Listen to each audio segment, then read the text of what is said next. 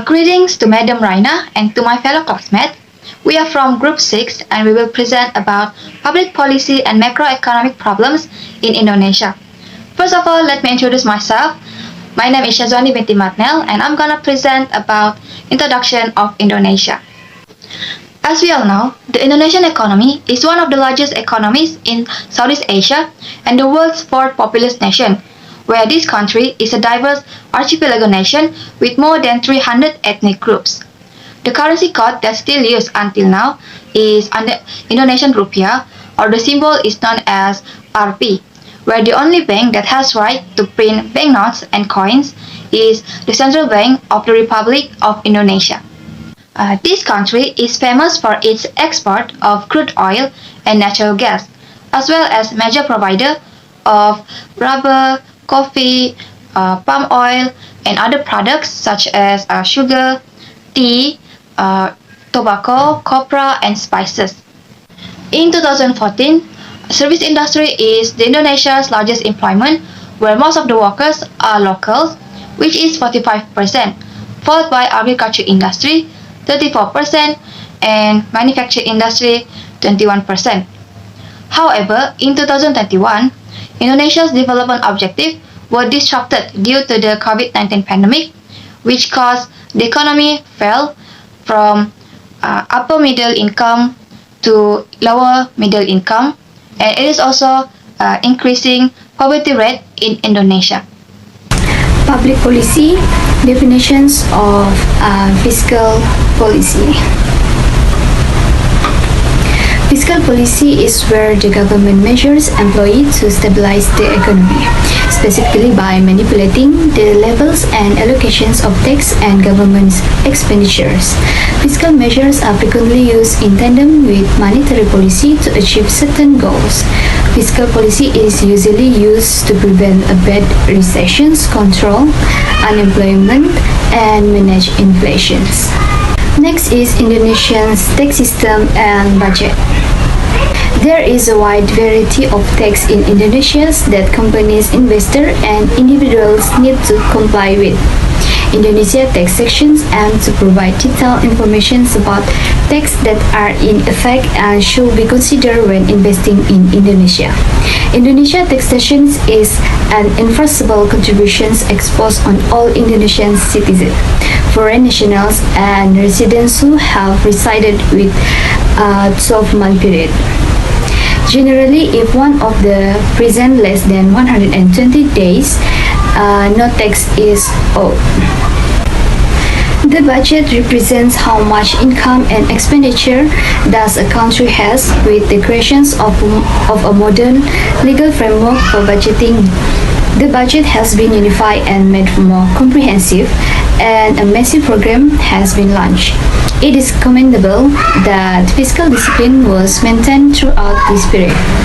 Indonesia could now consider introducing a more operational expenditure-based fiscal rules.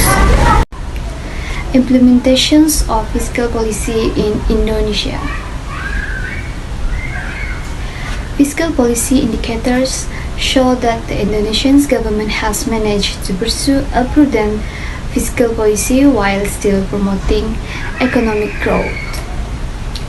Over the past several years, a relatively low deficit has been reflected in the ratios of the overall balance, which indicates the difference between revenues and grants, and also expenditures. Medium-term pressures could potentially arise from official subsidies, especially those for fuel and electricity. Rising as it does in line with the oil price, the cost of fuel subsidies has the potential to undermine the state budget. However, the medium-term demographic threat to the government budget from pensions or healthcare spending is limited. We believe, given that around 65% of Indonesia's populations lie within the economical active 15 to 64 age bracket. The monetary policy.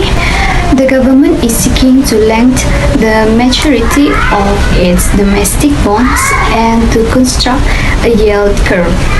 More than 90% of the outstanding central government debt is in medium to long-term maturities. The Indonesian's market is dominated by interbank call money. In terms of the underlying transactions assets, Bank Indonesia has taken various monetary and macroprudential policy measures to manage capital inflows and curb excess liquidity. To maintain financial stability and massive portfolio capital inflows, Bank Indonesia has imposed a 6-month holding period for Bank Indonesia's bill. The board process. The overriding objective of monetary policy is to create and maintain rupiah stability, as reflected by low and stable inflations. To that end, Bank Indonesia sets that repo rate as the main policy instrument that influence economic activity, with inflation as the ultimate goals. Bank Indonesia has taken the initiative in implementing a macroprudential framework as well as in advancing a crisis management protocol for the prevention and resolutions of financial crises. The implementation process. In the implementations of monetary policy, Bank Indonesia applies an inflation targeting framework (ITF). ITF is a framework of publicly announcing an inflation target corridor and adjusting monetary policy to achieve that target as part of the commitment and accountability of the central bank. Hello everyone, my name is Mervena Talu and today I will explain about the problem and method for inflation and unemployment in Indonesia. The amount of money circulating in the country is the first cause of inflation in Indonesia. The price of an item produced and sold is influenced by the exchange rate. According to David Ricardo's theory, the more money produced in the country, the higher the price of the product sold to the general public. Furthermore, the circulation of too much money in the country causes economic imbalance in society, where consumption will rise, resulting in a drop in the number of products sold. As a result, product prices rise or experience inflation. Next is high demand. Inflation can occur when there is an increase in demand but no increase in the quantity of the product. In Indonesia, the other problem of inflation is an increase in production costs. Inflationary increases in production costs, also known as cost-push inflation, are caused by a continuous increase in production costs over a set period of time. In general, the inflationary increase in production costs that may occur in Indonesia is due to continued upward pressures on the cost of production factors. Due to the imbalance between the number of workers and the demand for production goods, the government will raise the price of production. One way to raise production prices is to raise employee wages or salaries and recruit new employees with higher salary offers or wages. Expanding needs also one of the problem inflation. This is because the increase in demand in Indonesia can be described as very high owing to the people's propensity to consume. Using fiscal policy method to overcome inflation in Indonesia, the implementation of fiscal policy that can affect nominal government spending is the next way to fight inflation. This policy can take two forms. They are reduce government spending. Instead of asking the public to reduce spending, the government can do it itself. When government spending is reduced, the number of purchases of goods and services drops.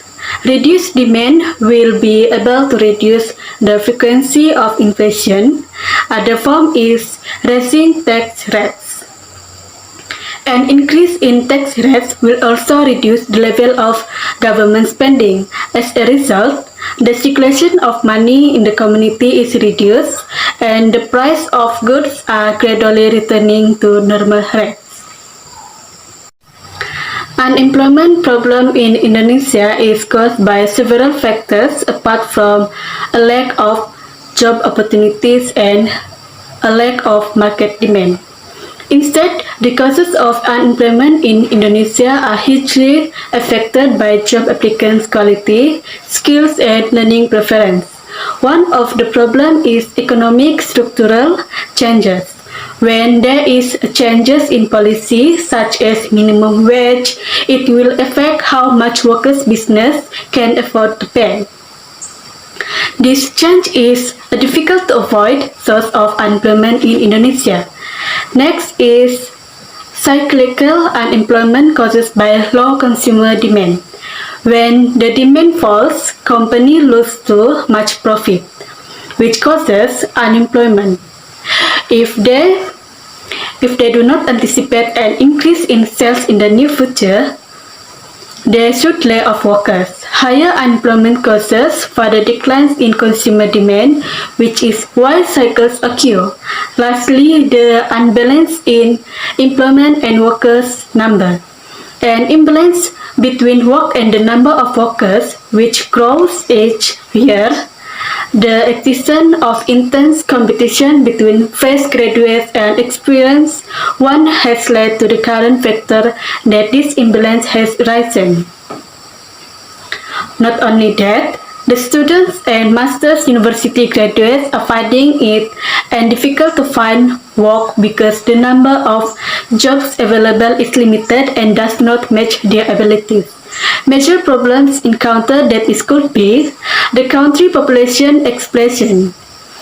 This is the root cause of unemployment in Indonesia, where with many young graduates out of career and looking for work.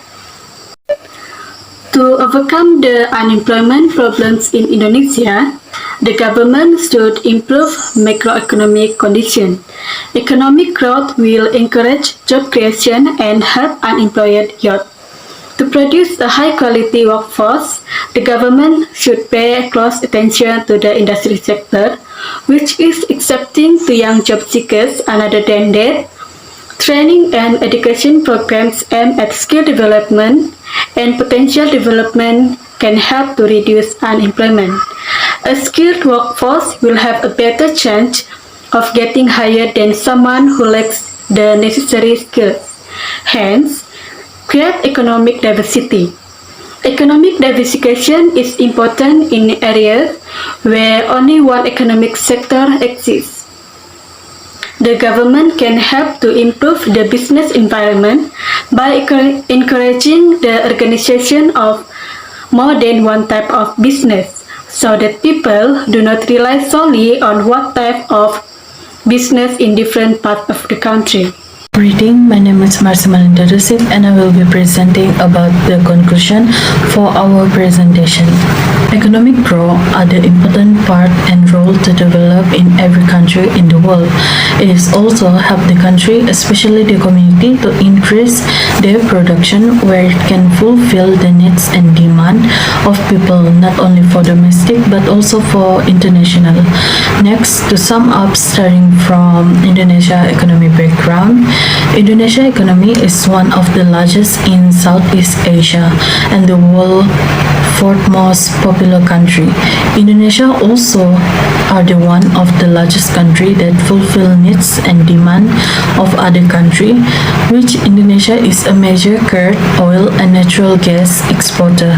But because of the pandemic that spread to the world, Indonesia economy become decreased. Other than that, fiscal policy is a measure employed to stabilize the economy in the country. It is used to prevent a bad recession, control unemployment, and manage inflation. In this policy contained with two main points. First, Indonesia tax system and budget, and also implementation of fiscal policy. Also, there are two of medium term that are used, which is medium term pressure and also medium term demographic threat. For monetary policy, the Indonesian money market can be categorized into collateralized and uncollateralized segment. Other than that, there are two types of process in monetary policy, which is both process mentioned about macroprudential policy, and the second process is about implementation process, which is mentioned about inflation targeting framework. Last but not least is about problem and method to overcome the inflation and unemployment in Indonesia. Inflation can be defined as a general and ongoing rise in the level of price throughout the economy. Meanwhile, for unemployment defined as an individual who are looking for a job to work. In this part, we'll talk about four main points, which is inflation, problem, method to overcome inflation, unemployment problem, method to overcome unemployment. First, the inflation problem has four problems that happens, which is money circulating, high demand, cost push inflation, and expanding needs. Meanwhile, the fiscal policy are mentioned in methods to overcome inflation in Indonesia. Next is the unemployment problem. This part it's mentioned about six problems, which is lack of job opportunity and market demand, economic structure that are changing, cyclical unemployment, unbalanced in employment, and population explosion. In other hand, the method to overcome unemployment has five main points, which is improve the macroeconomic condition in the country, increase the high quality of workforce, training and educate people, especially the youth, the need of skilled workforce, and create economic diversity. Once again, economic growth are very important to every country, especially when it's come to develop the country. No matter what happens, such as the pandemic that have spread to the world, each country will have their own method to overcome and control their economic growth.